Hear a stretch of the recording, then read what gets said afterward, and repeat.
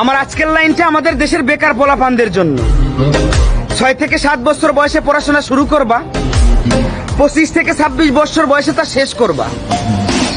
এবার মা বাবার কাছে পর্যাপ্ত পরিমাণ টাকা না থাকায়, অফিসে মামা খালু না থাকায় বছরের পর বছর ঘুরেও চাকরি মিলতেছে না।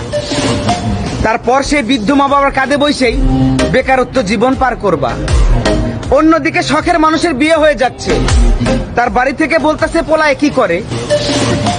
পোলায় এখন গ্রাজুয়েশন কমপ্লিট করে বর্তমান মা বাবার কাঁধে বসে বেকারত্ব জীবন পার করতেছে। এমন একটা ছেলের সাথে আমার মতো অভিভাবক হলেও আমি ডিরেক্ট রিজেক্ট করে দেবো, কখন আমার মেয়েকে বিয়ে দেবো না।